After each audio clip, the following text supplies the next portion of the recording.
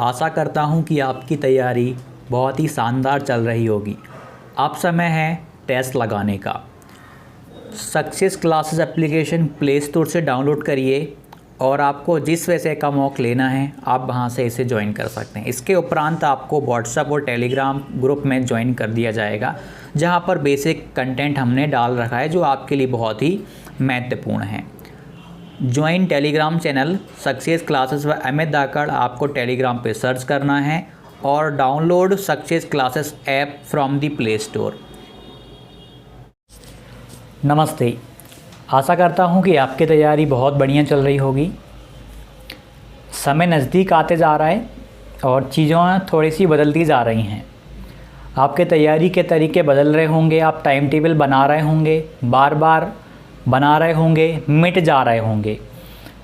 मतलब कुछ चीज़ें आपको ऐसी बताता हूँ जो ड्यूरिंग प्रिपरेशन हमारे सामने प्रॉब्लम आ जाती है। ठीक है, टाइम टेबल बनाना, टाइम टेबल का फिर मिट जाना, फिर दोबारा बनाना, फिर टाइम टेबल को फिर से चेंज करना, इस तरीके की बहुत सारी चीज़ें अब आपके साथ चल रही होंगी। जो चीज़ें मैंने फेस करी हैं वो ही आपको बताऊंगा। हो सकता है कि आपकी कहानी कुछ मेरे जैसे रही हो। आज किसी की भी मैं कमेंट नहीं लेने वाला। वो अगली वीडियो से हम देख लेंगे। आपके बहुत सारे डाउट थे, उनको हम अगली वीडियो में कवर कर लेंगे। लेकिन आज जो बेसिक चीज़ें हैं उस पर बात करते हैं, ताकि जो भी प्रॉब्लम्स आपको आ रही हैं अब आप उनको मैनेज कर पाएँ, आप अपने आप को मैनेज कर पाएँ। बहुत सारी चीज़ें हमें मैनेज करनी पड़ेंगी। हमें टाइमिंग का देखना पड़ेगा, हमें कंटेंट पढ़ना है उसका देखना पड़ेगा, हमें मॉक लगाना है मॉक का देखना पड़ेगा। पहली बात आपको मैं बता दूं, कोशिश करिएगा सिलेबस से थोड़ा सा ऊपर जाने की। जो सिलेबस में दिया है ना उस तरीके से तो आप तैयारी कर रहे हैं, बहुत अच्छी बात है। थोड़ा सा अपर लेवल जाने की आप कोशिश करिएगा, क्योंकि लास्ट मंथ अपना चल रहा है तैयारी करने का, और इस टाइम पे हम तैयारी नहीं करेंगे तो कब करेंगे। और एक और बात आपको मैं बताता हूँ, लास्ट टाइम पे जो मैं हमेशा फील करता हूँ, जब एग्ज़ाम का 1 महीना बचता है, कभी कभी ऐसा फील होता है कि यार अब तैयारी नहीं होगी, अब छोड़ दो, थक गए पढ़ते पढ़ते। मेरे साथ ऐसा कई बार हुआ है, अभी भी होता है, सबके साथ हो जाता है कि यार बहुत लंबे समय से तैयारी कर ली है, अब बस की नहीं है, अब हमसे नहीं हो पाएगा। तो ऐसा आपको भी लग रहा होगा कि बहुत पढ़ते पढ़ते मतलब बोरियत टाइप में होने लगती है, यार कब तक पढ़ना पड़ेगा, मतलब ऐसे विचार आते होंगे आपके मन में। 1-2 लोगों के मन में ही नहीं आते, ये लगभग सबके मन में ऐसे विचार आते हैं। डिमोटिवेशन अचानक से हो जाता है। मान लीजिए आज मैंने दिन में 8 घंटे पढ़ा, 8 घंटे के बाद में मैं जब थिंकिंग करने लगूंगा, यार अभी कितना पढ़ना है, क्या करना है, जब थिंकिंग वाले लूप में हम फंसते हैं ना, तो नेगेटिव विचार आ जाने लगते हैं कि यार अब कितना पढ़ना पड़ेगा, कब एग्ज़ाम होगा, कैसा जाएगा। मतलब ऐसी कंडीशन बन जाती है कि जब हम एक फ्रस्ट्रेशन टाइप का हो जाता है कि यार क्या कर रहा हूँ मैं ये लाइफ में। ऐसा फील होता होगा, हर एक एस्पिरेंट के साथ में होता है, कोई आप अकेले या मैं अकेला कोई इकलौता नहीं है। लेकिन इन चीज़ों को ओवरकम करना, इन पे विजय पाना, यही सबसे बड़ी बात हो जाएगी। 1 महीने बाद आपका एग्ज़ाम हो जाएगा, थोड़ा अच्छा लगेगा। उसके बाद में जो और भी सीरियस हैं वो कहीं ना कहीं अपनी तैयारी को कंटिन्यू करके रखेंगे, वो रोकने वाले नहीं हैं। वो थोड़ा सा एक जो रणनीति होती है उसे वो चेंज कर देंगे। लेकिन अभी जो आपका 1 महीना है, अभी देखिए एक और बात आपको बता दूं, मॉक टेस्ट में आप कोशिश करिएगा कि आपका ज़्यादा से ज़्यादा स्कोर हो जाए, क्योंकि जो एक्चुअल पेपर होता है और जो मॉक टेस्ट का पेपर होता है, मॉक टेस्ट जो एक्चुअल पेपर है, मॉक टेस्ट लगाना बहुत ज़रूरी होता है। लेकिन केवल मॉक टेस्ट को ही पेपर का 100% आधार मान लेना ये सही नहीं है। मान लीजिए मॉक टेस्ट में आप हिंदी में या किसी भी विषय में आप मान लो पैसेज आपको देखने को मिल रहे हैं, हो सकता है कि जो एक्चुअल पेपर उसमें ना दें। हालांकि सिलेबस में लिखा गया है कि गद्यांश आएगा, एक पद्यांश आएगा, व्याकरण के प्रश्न आएंगे, लेकिन ये कंपलसरी नहीं लिखा कि अनिवार्यतः ये पूछे जाएंगे या आएंगे ही आएंगे। इसीलिए ना हर तरीके के पैटर्न के लिए हमें रेडी रहना है। अब जैसे मान लो मैथ का पेपर आप अलग अलग मॉक लगा रहे होंगे, आपने देखा होगा। मैं तो कहता हूँ कि डेमो मॉक तो आप हर एक प्लेटफॉर्म के लगा लो। मतलब जितने अलग अलग वैरायटी के आप मॉक लगाओगे ना, उतना फ़ायदा मिलेगा आपको। उतना फ़ायदा मिलेगा। कभी मतलब ये नहीं, कुछ एक बंदे ने कमेंट करी थी कि भैया मैथ का जो आपका लेवल है थोड़ा सा हाई रख दिया आपने, ऐसा नहीं रखना था। उन्होंने बोला कि आप तो मतलब अलग ही लेवल पे कॉम्पिटिटिव पे जा रहे हो। मैंने कुछ रिप्लाई नहीं किया, मैंने कहा कि ये एक आध दिन वीडियो में बता दूंगा सबको। यदि आपको बहुत डिफ़िकल्ट टाइप का लग रहा है या कुछ अनएक्सपेक्टेड टाइप का लग रहा है कि यार ऐसा मौका आपको नहीं बनाना था, तो सच मानो आपकी तैयारी अभी अच्छी नहीं है, आपको बहुत इंप्रूवमेंट करने की ज़रूरत है और आप नेगेटिव जा रहे हो, आपसे चीज़ें नहीं बन रही हैं ना, तो उन पे इम्प्रूवमेंट करिए और उनको सही करने की कोशिश करिए, उनसे भागिए मत। पेपर अनएक्सपेक्टेड होते हैं, आपको लग रहा है कि पिछले वाले पैटर्न की तरह आसान सा आ जाएगा, नहीं आया फिर आप क्या करेंगे, नहीं आया फिर आप क्या करेंगे। मैंने बार बार बोला है कि भाई थोड़ा सा ऊपर लेवल पे अब आप जाइए, आपकी तैयारी आपको हमेशा सहायता करेगी, हेल्प करेगी। हमेशा बोलता हूँ मैं कि थोड़ा सा अपर लेवल पे जाने की कोशिश करो, एग्ज़ाम क्वालिफाई होने की टेंशन भूल जाओ। कुछ लोग बोलते हैं कि यार 75 नंबर लेके आ जाओ, क्वालिफाइड हो जाएंगे, रिजर्वेशन हैं यदि जनरल कैटेगरी से तो 90 नंबर लेके आ जाओ, काम बन जाएगा अपना। लेकिन हकीकत ये है 75 नंबर का यदि टारगेट कर रखा, गारंटी के साथ कह सकता हूँ कि तुम 60 नंबर पे रुक जाओगे, 60 नंबर पे रुक जाओगे, 70 नंबर तक पहुँच पाओगे। लेकिन जो 75 सोच के चल रहा है ना, वो क्वालिफाई नहीं कर पाएगा। जो 90 सोच के चल रहा है वो जनरल कैटेगरी से क्वालिफाई नहीं करने वाला। जो 120 का टारगेट लेके चल रहा है और तैयारी भी 120 के हिसाब से कर रहा है और बिल्कुल पूरी उम्मीद भी रख रहा है कि यार 120 के आसपास जाना है कैसे भी करके, डेफिनेटली वो क्वालिफाई करेगा और उसकी ये वाली तैयारी आगे आने वाली परीक्षाओं में भी बहुत ही ज़्यादा हेल्प करेंगी। आपको ना बहुत सारी चीज़ों पे अपना समय देना पड़ेगा। अभी जैसे मैं अपना बताऊं, देखो जैसे वर्ग 2 की तैयारी तो मुझे भी करनी चाहिए, लेकिन मैं नहीं कर पा रहा क्योंकि मुझे और भी चीज़ों का भी देखना पड़ रहा है। ठीक, एक तो अपना ये यूट्यूबिंग का भी देखना पड़ता है। अभी पीआरटी का हमारा कंफर्म नहीं है भाई, नाम आ जाएगा नहीं आ जाएगा, एक हमारे अंदर भी डर चल रहा है। नंबर ठीक ठाक है, मतलब आ जाना चाहिए, लेकिन एक डर रहता है ना कि अभी आया भी नहीं, उससे पहले अपन तैयारी कर रहे हैं। अभी मैं बताता हूँ, मैंने 5th क्लास की मैथ पूरी पढ़ ली, 1 क्लास से लेके 5th क्लास तक की मैथ मैंने पूरी पढ़ ली। हालांकि था कुछ नहीं फर्स्ट और सेकंड में, लेकिन उनमें बहुत कुछ था। यदि उस नज़रिए से देखा जाए, छोटे बच्चों को पढ़ाने के पर्पज़ से देखा जाए, बहुत कुछ था। अभी मैं इंग्लिश रेडी कर रहा हूँ, 1st, 2nd, 3rd हो गया, 4th क्लास के अभी 2-3 चैप्टर हूँ, 5th क्लास तक मुझे इंग्लिश में भी जाना है। उसके बाद EVS देखना है, हिंदी देखना है। तो इन चीज़ों को करने का कोई फ़ायदा नहीं है, डेमो हम तैयार कर लेंगे। अभी जैसे मुझे पतंग बनाना नहीं आता था, मैं सच बता रहा हूँ, पतंग बनाना सीखा, अभी भी थोड़ा अच्छी पतंग नहीं बनी और इम्प्रूव कर लूँगा मैं। तो ऐसे करके ना बहुत ज़्यादा फोकस करना पड़ता है हमें, ठीक है। तो आप लोग जो, और एक और चीज़ मैं पॉजिटिव लेके चल रहा हूँ, अपने लिए लेके चल रहा हूँ। मान लो, मतलब ये आप भी चल सकते हो, मतलब जैसे आप अभी तैयारी कर रहे हो ना, आप इसको पॉजिटिव वे में लेके चलोगे हमेशा। इस चीज़ को समझना, मान लीजिए आप या मैं किसी एग्ज़ाम की तैयारी कर रहे हैं, मान लीजिए हम किसी इंटरव्यू की तैयारी कर रहे हैं।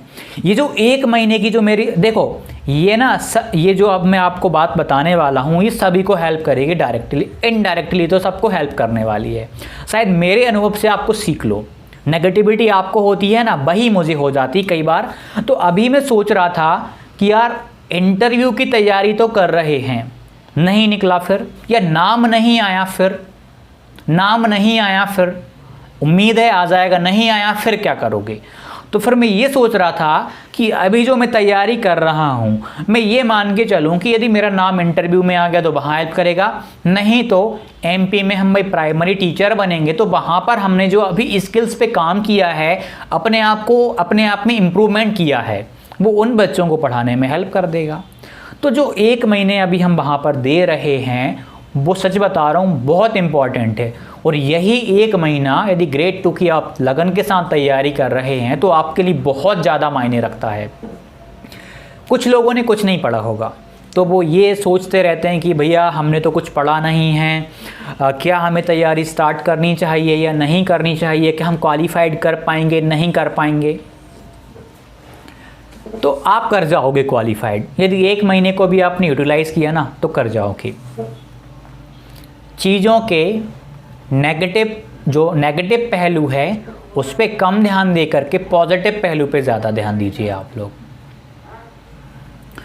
पॉजिटिव पहलू को देखने से ना हम कुछ ना कुछ अच्छा अपने आप में पाएंगे, अपने आप को इम्प्रूव ही करेंगे कहीं ना कहीं। अब मान लीजिए आप वर्ग 2 की तैयारी नहीं कर रहे, आपने कोई सा मॉक लगाया, आपको 110 नंबर आ गए, मान लो आपके 110 नंबर आ गए, 115 नंबर आ गए, अब आप तैयारी नहीं कर रहे, आप बेफिक्र होगा कि यार 110 नंबर मॉक में आ गए तो क्या हम वहाँ पे 90 नंबर नहीं ला पाएंगे बिना पढ़े। तो आपके मन में अभी ये चल, काफ़ी लोगों के साथ ऐसा होता है।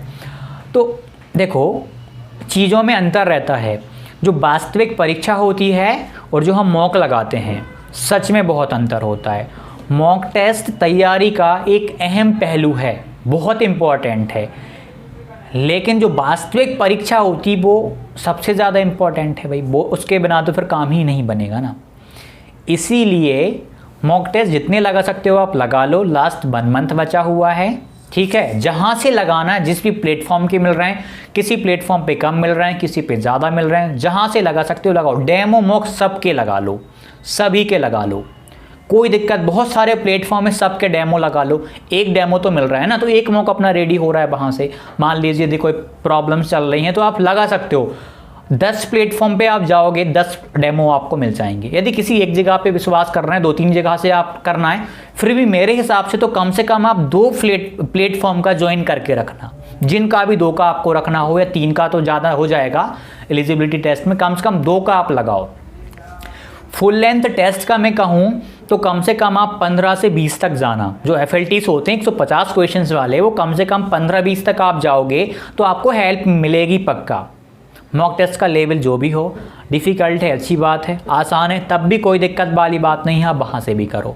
थोड़ा आउट ऑफ सिलेबस यदि मॉक में दिख रहा है तो डिसअपॉइंट मत हो, क्योंकि एक्चुअल एग्ज़ाम में आउट ऑफ सिलेबस दिया जाता है, ठीक है। आप कुछ नहीं कर सकते, हम कुछ नहीं कर सकते, लिखा हुआ है ना, NCERT पूछे जाएंगे, NCERT पर आधारित होगा कंटेंट, ग्रेजुएशन लेवल का होगा, तो बहुत सारी चीज़ें हो जाती हैं, आउट ऑफ दे देते हैं वो लोग, और देते ही हैं। पेपर के लेवल को अच्छा बनाना है तो देना पड़ेगा उनको।